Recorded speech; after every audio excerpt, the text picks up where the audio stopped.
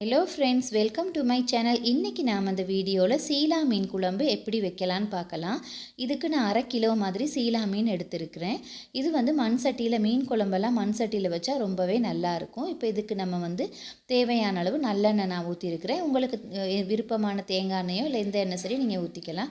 கடுகு, வெந்தயம், சீரகம் போட்டு கொஞ்சம் பொரிய விடணும். இது பொரிஞ்சதுக்கு பிறகு பெரிய வெங்காயம் ஒன்றும் பெரிய தக்காளி ஒன்றும் நான் எடுத்திருந்தேன்.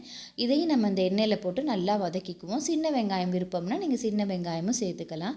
இப்போ இது நல்லா வதங்கினதுக்கு பிறகு பெரிய தக்காளி ஒன்று நான் இதில் போடுறேன். அதுக்கு பிறகு கருவேப்பிலையும் வெள்ளைப்பூடும் பச்சை மிளகாவும் சேர்த்துக்குவோம். உங்களுக்கு இஞ்சி பூண்டு பேஸ்ட் விருப்பமாக இருந்தால் நீங்கள் இஞ்சி பூண்டு பேஸ்ட்டும் கூட போட்டுக்கலாம். இப்போ இதெல்லாம் நல்லா வதங்கினதுக்கு பிறகு கொஞ்சம் நல்லா எண்ணெயிலேயே தக்காளி, வெங்காயம், வெள்ளைப்பூடெல்லாம் நல்லா வதங்க விடணும். இப்போ தேவையான அளவு உப்பு எல்லாம் போட்டு நம்ம இதில் வேக வச்சு எடுத்துக்குவோம். இப்போ மீனை நம்ம கழுவிட்டு கொஞ்சம் உப்பு கொஞ்சமும் மஞ்சள் லைட்டாக கொஞ்சம் போட்டு பெரட்டி வச்சுருவோம். அப்போ தான் மீன் குழம்புல மீன் போடையில் உப்பெல்லாம் சார்ந்து நல்லாயிருக்கும். இப்போ இந்த மாதிரி நம்ம எல்லாம் நல்லா வதக்கிக்குவோம். வதங்கினதுக்கு பிறகு மிளகாய்த்தூள், மசாலாத்தூள், மல்லித்தூள் எல்லாம் போட்டுக்குவோம். நீங்கள் மிளகுத்தூள் விருப்பம்னா மிளகுத்தூளும் இதில் சேர்த்துக்கலாம்.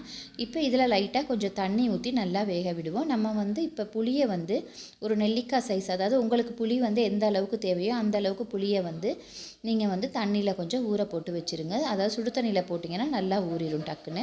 இப்போ இந்த மாதிரி நம்ம நல்லா வதக்கிக்குவோம். இந்த தண்ணியில் கொஞ்சம் வேக விட்டுருவோம். இப்போ இதில் நல்லா தண்ணியில் கொஞ்சம் வேக விட்டதுக்கு பிறகு புளிக்கரைசலை ரெடி பண்ணிக்கோங்க. அதையும் ரெடி பண்ணியிருக்க புளிக்கரைசலையும் நம்ம இதில் போட்டுருவோம். இதில் ஊற்றிட்டு நல்லா கொதிக்க விடணும். இப்போ நான் இந்த மீன் குழம்பு தேங்காய் பால் ஊற்றி தான் வைக்கலான் இருக்கேன். ஸோ தேங்காய் பால் 2வது பால் எடுத்து வச்சுருக்கிறேன். 2வது பாலும் 1ஆம் பாலும் இப்போ பாருங்கள், அது ஓரளவு கொதித்ததுக்கு பிறகு 2வது பாலை நம்ம இதில் போட்டு இதையும் நம்ம நல்லா கொதிக்க விடுவோம். நல்லா கொதித்து வந்ததுக்கு பிறகு 1ஆம் பாலை ஊற்றிட்டு மீனை போட்டு இறக்குனா சுவையான மீன் குழம்பு ரெடி ஆகிரும். ஃப்ரெண்ட்ஸ், நீங்களும் இந்த மீன் குழம்பு செஞ்சு பாருங்கள். அது ரொம்பவே ஈஸியாக செய்யக்கூடிய மீன் குழம்பு. மசாலா மட்டும் நம்ம வீட்டில் இருக்க மசாலா தூளை நம்ம போட்டுக்கலாம். இப்போ பாருங்கள், இந்த மாதிரி மீனை போட்டுட்டு நம்ம ஒரு கொதி வந்ததுக்கு பிறகு மீனை ஆஃப் பண்ணி வச்சுட்டா சுவையாக இருக்கும். இது இடியாப்பத்துக்கு நல்லாயிருக்கும். இட்லி, சாதம் எல்லாத்துக்கும் இந்த மீன் குழம்பு ரொம்ப நல்லாயிருக்கும். ஃப்ரெண்ட்ஸ், கண்டிப்பாக நீங்களும் இதை ட்ரை பண்ணி பாருங்கள். பிடிச்சிருந்தா என்னோடய சேனலை லைக் பண்ணுங்கள், கமெண்ட் பண்ணுங்கள், சப்ஸ்கிரைப் பண்ணுங்கள்.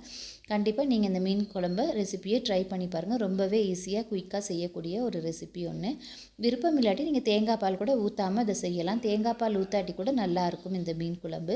சீலா மீன் எப்பயுமே ரொம்ப டேஸ்டியாக இருக்கும். ஃப்ரெண்ட்ஸ், கண்டிப்பாக இந்த ரெசிப்பியை ட்ரை பண்ணி பார்த்துட்டு என்னோடய சேனல் எப்படி இருக்குதுன்னு சொல்லி லைக் பண்ணுங்கள், கமெண்ட் பண்ணுங்கள், மறக்காமல் சப்ஸ்கிரைப் பண்ணுங்கள். மீன் குழம்பு எப்பயுமே மண் சட்டியில் வச்சாலே தனியான சுவை தான் கிடைக்கும். Thank you friends.